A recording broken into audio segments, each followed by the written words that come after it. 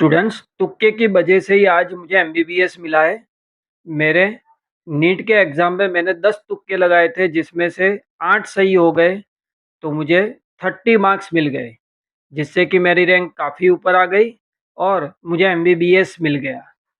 तो चलिए देखते हैं कि तुक्के कैसे साइंटिफिकली लगाए तो सही पढ़ने के चांसेस ज़्यादा है और तुक्के क्यों लगाने चाहिए नीट जैसी एग्ज़ाम में। Hello students, hard time is going on. एकदम लास्ट नीट की प्रिपरेशन चल रही है, तो आज मैं आपको कुछ हेल्प करे ऐसा वीडियो लेके आया हूँ कि तुक्का कैसे मारना, राइट। लेट अस सी। अब वो तो थंब रूल आपको बताने की जरूरत नहीं है कि जो एमसीक्यू में आप श्योर नहीं हो उसी में तुक्का लगाना है, राइट। तो पहले क्वेश्चन है कि भी तुक्का लगाना है कि नहीं। तो एज पर माई व्यू आपको पूरे क्वेश्चन अटेंड करके आने हैं, मतलब कि जो नहीं आते उसमें तुक्का लगाना है। क्यों?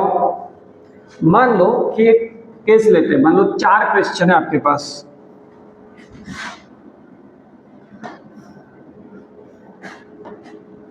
टोटल 4 क्वेश्चन है जो आपको नहीं आते। तो 4 क्वेश्चन में पॉसिबिलिटी कितनी है कि मान लो चारों इनकरेक्ट हो गए, चारों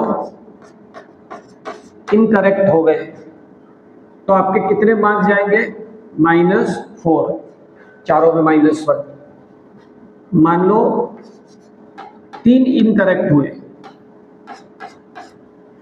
तो 3 इनकरेक्ट मतलब 12 आ गए, और उसमें से एक करेक्ट हुआ तो 4 आ गए, एक करेक्ट हुआ 4 आ गए, 3 इनकरेक्ट 3 चले गए, तो कितना मिला? +1। मतलब 2 इनकरेक्ट 2 करेक्ट, तो 8 मार्क्स आए, 2 गए तो 6। एक ही इनकरेक्ट मान लो, आपका लक बहुत अच्छा है, तो एक इनकरेक्ट -1 गया, 3 करेक्ट हुए 12 आया तो 11। और मान लो कोई इनकरेक्ट नहीं गया, मान लो भगवान मेहरबान है उस दिन, तो कितने आ जाएंगे? 16। तो अगर मान लो हम तुक्का लगाते हैं तो 20% प्रोबेबिलिटी है कि नेगेटिव जाएगा, राइट। बाकी 75% 80% प्रोबेबिलिटी, 4 केसेस जिसमें आपको कुछ तो मिलेगा। तो ऐसी एग्जाम जिसका स्ट्रक्चर क्या है? जिसका स्ट्रक्चर है कि भाई 4 पे 1 नेगेटिव है, करेक्ट हुआ तो 4 आए, नेगेटिव हुआ तो 1 गया, उसमें आपको तुक्का लगाना ही चाहिए, पूरे क्वेश्चन अटेंड करके आने हैं। अब वैसे भी मार्क्स जाने की प्रोबेबिलिटी कम है, बट उसमें भी मैं स्ट्रेटेजी दे रहा हूं आपको कि उसमें भी इनकरेक्ट सबसे कम कैसे रहे, राइट।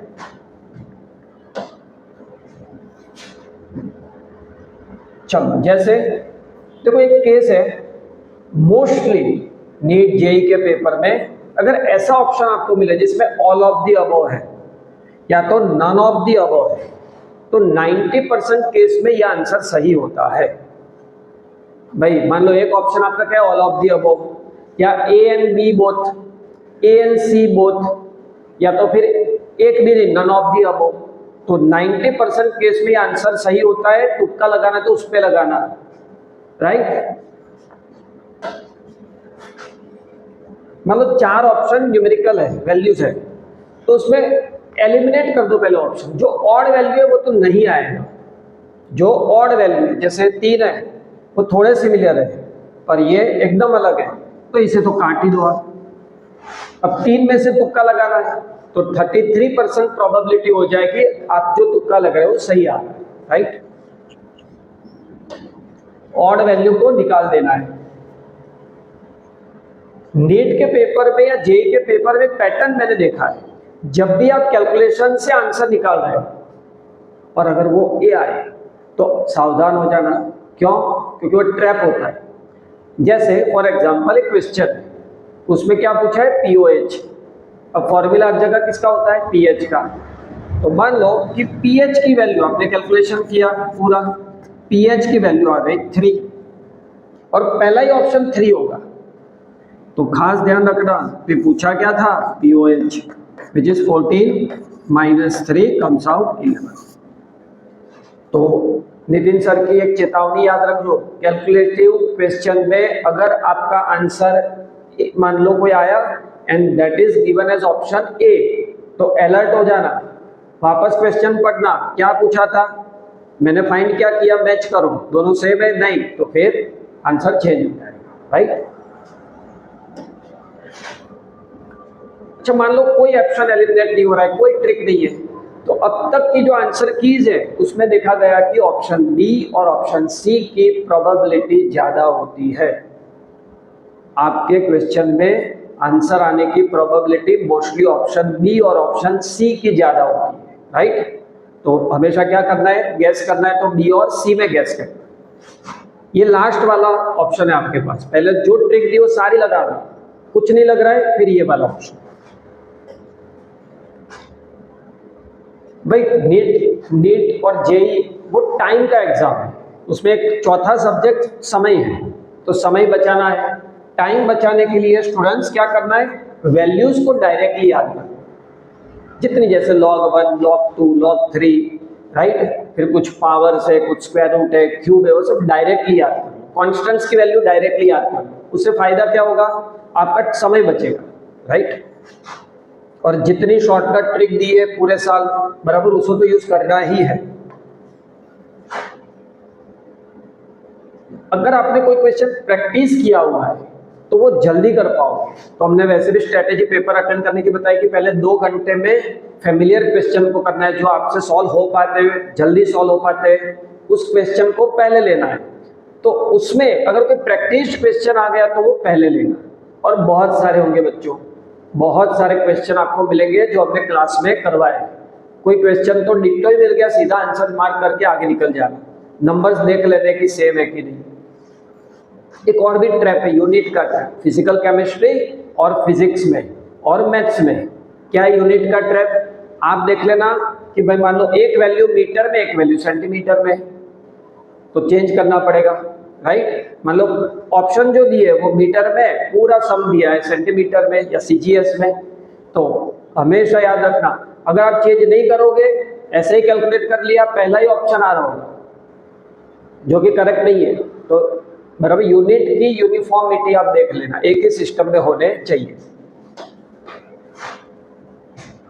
मैच दी फॉलोइंग जो होता है, वैसे क्वेश्चन आते ही है, उसमें क्या करना है पता है कि एक ट्रिक है कि डायरेक्ट मोस्टली नहीं होता है कि 1 का ए 2 का बी, ऐसे मैच मोस्टली नहीं होता है, राइट। और आपकी अगर प्रिपरेशन अच्छी आता है तो एक स्ट्रेटेजी मैं देता हूँ, क्या करना है, जो आपको अपरेंट है ना कि भाई ये तो पता ही है कि इसका ये आएगा, तो ऐसे जो मिले 1-2 वो आप कनेक्ट कर दो, फिर उससे ही ऑप्शन देख लो, सारे देखने की जरूरत नहीं है। और जिन बच्चों की प्रिपरेशन एक्सट्रीम लेवल पे बहुत अच्छी है, वो मैच वाले में पहले ऑप्शन देखो, बराबर कौन से मैच में हर एक ऑप्शन में अलग अलग है। मान लो फर्स्ट वाला है वो एक ऑप्शन में ए के साथ जुड़ा है, बी के साथ जुड़ा है, सी के साथ, तो उसी को देख लो, उससे ही आंसर आ गया, सारे मैच करने की जरूरत ही नहीं है, राइट। समझ में आया आपको।